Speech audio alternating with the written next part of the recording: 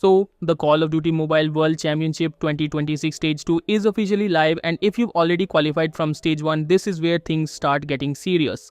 In this video, I'll walk you through exactly how to register, how team formation works, the rules and what you need to do to qualify for Stage 3.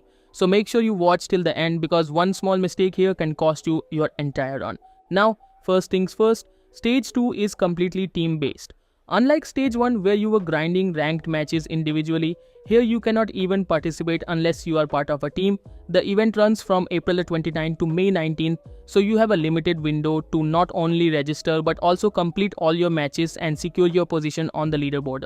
Before you jump into creating or joining a team, there are a couple of important eligibility requirements you need to keep in mind. Every player in your team must have qualified from Stage 1, otherwise they simply won't be able to participate in Stage 2. On top of that, all team members must belong to the same region, which in my case is India, as shown on the screen. This is very important because the leaderboard and qualification are region-based and any mismatch here can lead to disqualification. Now, one important thing here is the two leaderboard system, the open leaderboard and the legendary leaderboard. In the open leaderboard, your team can play unlimited rounds of ranked matches and the goal is to place within the top 64 teams in your eligible region. Any rank below Grandmaster is considered as open leaderboard. But if your team is in the legendary division, then the system works a little differently. In the legendary leaderboard, your team gets 30 ranked matches to prove itself because only those 30 matches will decide your leaderboard placement. So basically, if you're on the open leaderboard, you can keep playing and pushing, but if you're on the legendary leaderboard, you need to be much more careful. That's why before starting Stage 2, make sure your team understands which leaderboard you are placed in because your strategy will depend on that. Now let's talk about how to register because this is where most people get confused.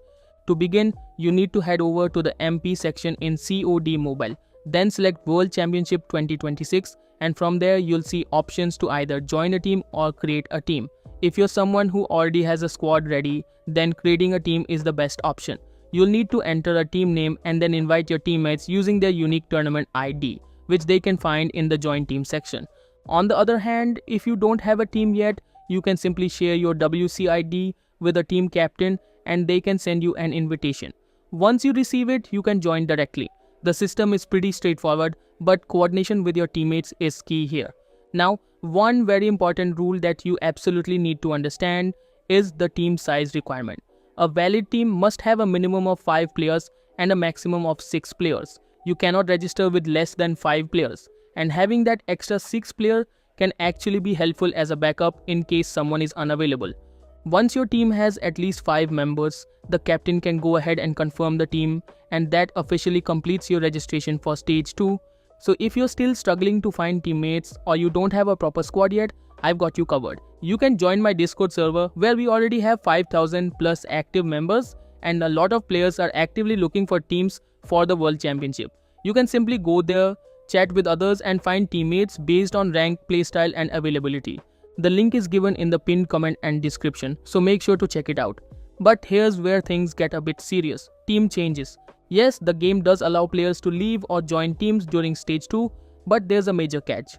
If you make any roster changes after starting your matches, your existing progress may be reset. That means all the effort you've already put into your matches could go to waste. So the best approach here is to finalize your team before you even start playing your first match. Now let's move on to how the actual competition works, because this is where strategy comes into play. The scoring system is based on wins and the number of points you earn depends on your team's average rank.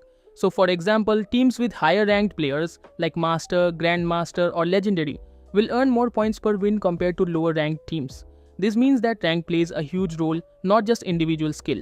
Another very important detail that many players overlook is that even though the game allows you to play more than 30 matches, only your first 30 matches will count towards your score. After that, additional matches won't increase your points. So you can't just grind endlessly and expect to climb the leaderboard. You need to make those first 30 matches count. Now coming to the main goal, a qualification for Stage 3.